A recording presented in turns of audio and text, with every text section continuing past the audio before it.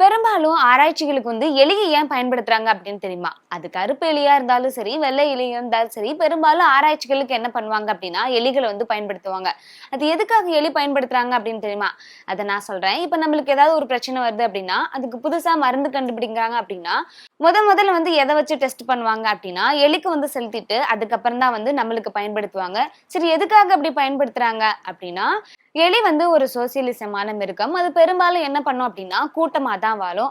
அது மட்டும் இல்லாம எலி புத்திசாலியான மிருகமா அப்படின்னு கேட்டா அப்படிலாம் கிடையாது. ஆனா அதுக்கு ஞாபக சக்தி அதிகமா இருக்கும். பெரும்பாலும் அதனாலேயே என்ன பண்ணுவாங்க அப்படின்னா, ஆராய்ச்சிக்கு பயன்படுத்துறாங்க.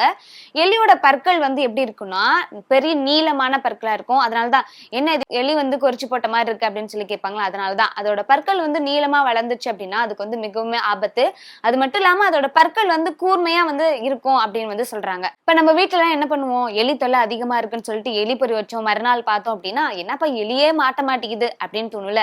எதுக்காக எலி மாட்ட மாட்டேங்குது அப்படின்னா, அதை சுத்தி நடக்கிற சூழ்நிலைகளை ஏதாவது ஒரு மாற்றம் ஏற்பட்டுச்சு அப்படின்னா அதால ஈஸியா உணர முடியும். அதனாலே பெரும்பாலும் நம்ம வீட்டுல எலி பொறிலாம் வச்சோம் அப்படின்னா எலி மாட்டவே மாட்டாது.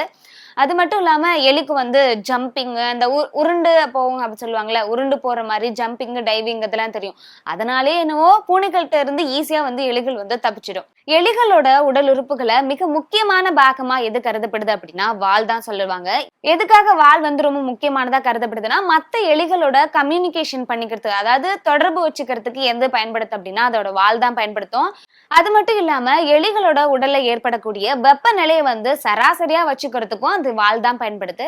சோ இதனாலதான் ஆராய்ச்சியின் போது பெரும்பாலும் என்ன பண்றாங்க அப்படின்னா எலியை பயன்படுத்துறாங்க.